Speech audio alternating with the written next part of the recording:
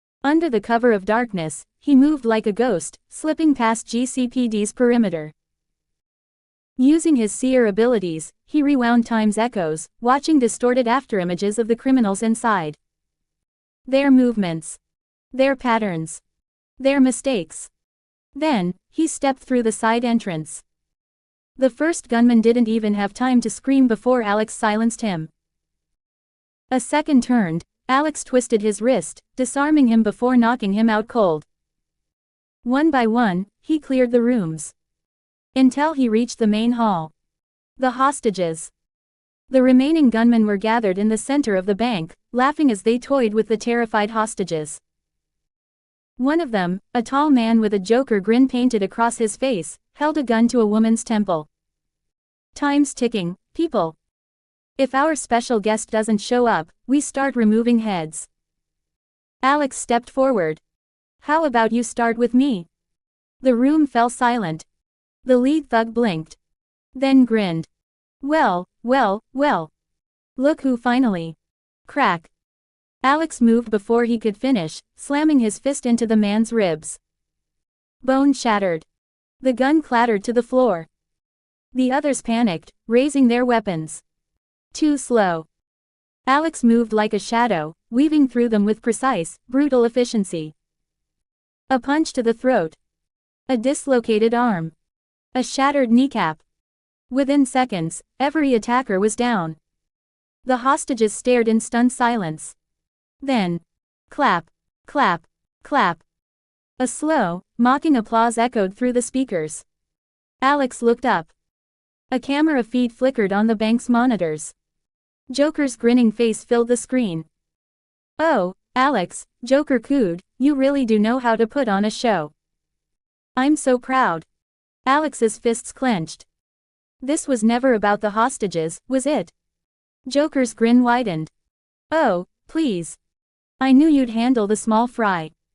This was just a little test. And guess what? The screen glitched. Then it showed a new location. Aeternum Industries. Joker winked. Time for round 2. Then. The dream broke. Alex's blood ran cold. Joker wasn't just playing games. He was targeting Aeternum directly. The real battle was about to begin. And this time, it wasn't just Alex's company at risk. It was everything. To be continued in Chapter 32.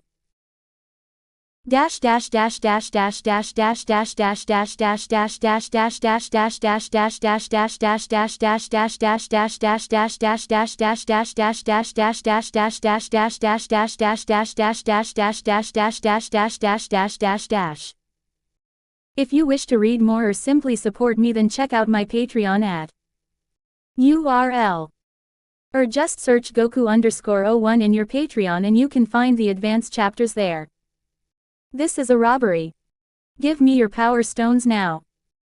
Cthulhu_Yogg-Sothoth creators thoughts. 5 comments 0 vote. Download the app for greater interaction. You can chat with me about my writing experience apart from the comments section. Cthulhu_Yogg-Sothoth. Download app now. Chapter 32, A Game of Shadows. Okay, so I want to say something. When I upload the chapters in the future, there might be same chapters uploaded twice, so if it happens, do tell me please so that I can fix it.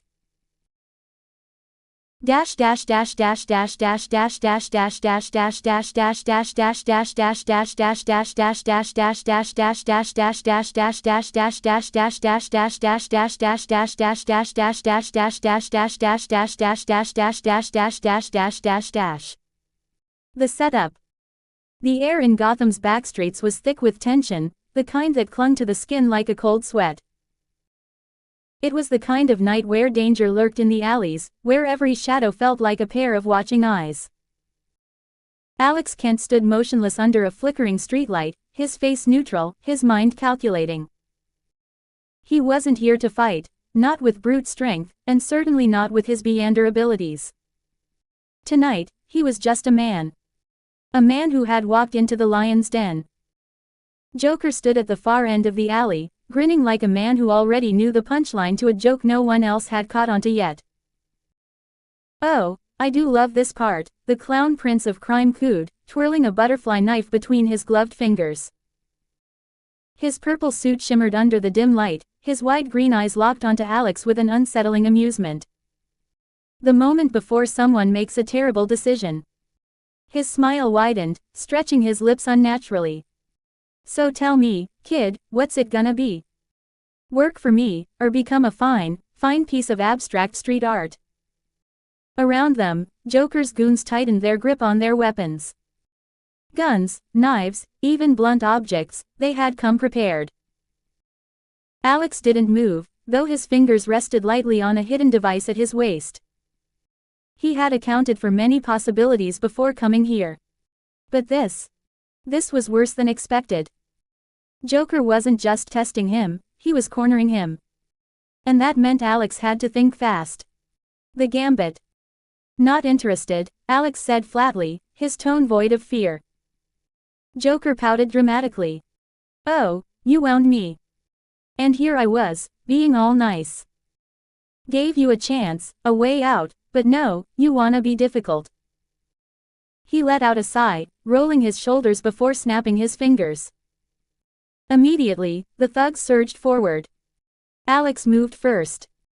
His left hand twitched, dropping a small metallic orb to the ground. The moment it made contact, it erupted into a blinding flash of light. Bang!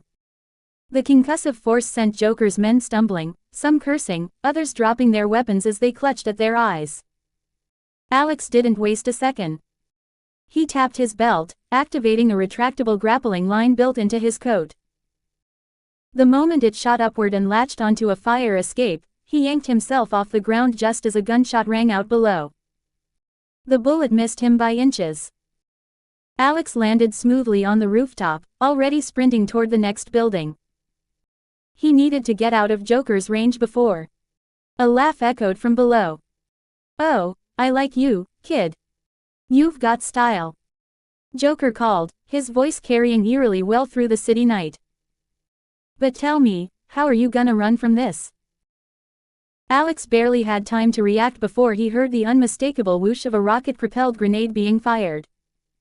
The Dark Knight arrives. There was a blur of movement. A sharp metallic clang. And suddenly, the RPG veered off course midair, detonating harmlessly against a nearby abandoned billboard. Smoke and debris rained down. Then, silence. Alex turned, his instincts on high alert.